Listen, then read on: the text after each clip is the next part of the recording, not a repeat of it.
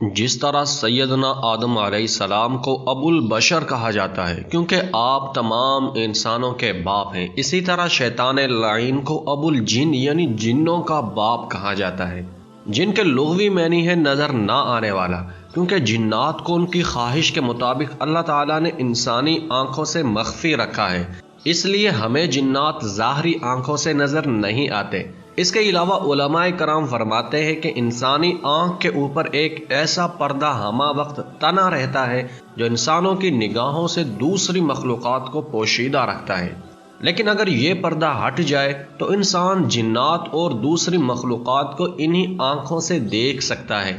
چونکہ جنات ہم انسانوں کو نظر نہیں آتے، اس لیے بعض لوگ جنات کے وجود کا انکار کر دیتے ہیں، لیکن یاد رکھیے کہ بطور مسلمان ہمارا جنات اور ان تمام مخلوقات پر ایمان لانا جن کا تذکرہ قرآن مجید میں یا احادیث طیبہ میں موجود ہے، ہمارے دین کا لازمی جزو ہے۔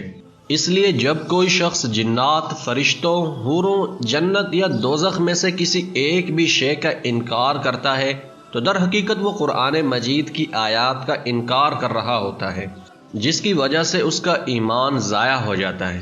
لہٰذا بطور مسلم ہم پر لازم ہے کہ چاہے ہماری آنکھیں ان مخلوقات کا ادراک نہ کر پائیں یا ہماری محدود عقل میں وہ بات نہ سما پائے، ہمیں ہر اس بات پر ایمان لانا ہے جس کا تذکرہ ہمارے رب نے اور اس کے مدنی محبوب نے بتایا ہے۔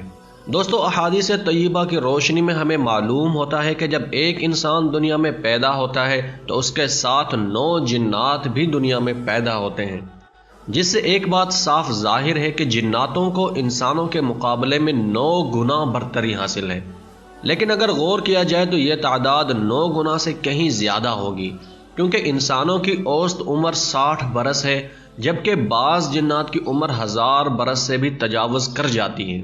اس لیے جب انسان اپنی عمر مکمل کرنے کے بعد انتقال کر جاتا ہے تب بھی جنات کی نشو و نما کا عمل جاری رہتا ہے، جس کی وجہ سے ان کی کثرت میں اضافہ ہوتا رہتا ہے۔ جس طرح انسانوں کو پریوں کے قصے کہانیاں سن کر خوشی محسوس ہوتی ہے، اسی طرح جنات کو بھی بعض انسانوں سے محبت ہو جاتی ہے، لیکن جس طرح انسانوں کو جنات کے تذکرے سے ہی ڈر محسوس ہونے لگتا ہے، بالکل اسی طرح جنات کو بھی انسانوں سے ڈر محسوس ہوتا ہے۔ ان کی حتی الامکان کوشش یہی ہوتی ہے کہ انسان ان کی موجودگی کو محسوس نہ کر سکے، لیکن حد سے زیادہ قربت کی وجہ سے انسان کی چھٹی حس انہیں جنات کی موجودگی سے باخبر کر دیتی ہے۔ بعض مرتبہ یہ انسانوں کو اغوا بھی کر لیتے ہیں۔ کتب اور تاریخ ایسے ہزاروں واقعات سے بھری پڑی ہے۔ بعض اوقات یہ انسانوں سے جنسی تسکین حاصل کرنے کے لیے فزیکل ریلیشن شپ قائم کر لیتے ہیں، لیکن میری ناقص معلومات کے مطابق اللہ کریم نے انسانوں کو جنوں پر ایک فوقیت یہ بھی دی ہے کہ جنات انسانی عورت کو حاملہ نہیں کر سکتے۔ خیر، یہ باتیں تو ہوتی رہیں گی، لیکن اب ہم اپنے اصل واقعے کی طرف بڑھتے ہیں۔ کوثر نیازی نے حضرت مولانا مفتی محمد شفیع صاحب سے جنات کے بارے میں ایک ذاتی مشاہدے کا ذکر کرتے ہوئے بیان کیا ہے کہ مفتی صاحب نے فرمایا، ایک زمانے میں خود میری بیوی پر جن مسلط ہو گیا۔ میں نے اس سے بات چیت کی تو معلوم ہوا کہ وہ مسلمان ہے۔ میں نے اس سے ثبوت چاہا کہ واقعی اگر وہ جن ہے تو اس نے کہا کہ اگر آپ کچھ فرمائش کر کے دیکھ لیں۔ میں نے ایک عجیب فرمائش کر دی۔ میں نے اس کی مسلمانی کا امتحان لیا۔ میری بیوی عربی نہیں جانتی تھی۔ میں نے جن سے کہا کہ اگر تم واقعی جن ہو تو مجھے قصیدہ بردہ شریف کے کچھ عربی اشعار سناؤ۔ میرا خیال تھا کہ شاید میری بیوی مجھے بیوقوف بنا رہی تھی، اسی لیے میں نے یہ فرمائش کر دی تھی۔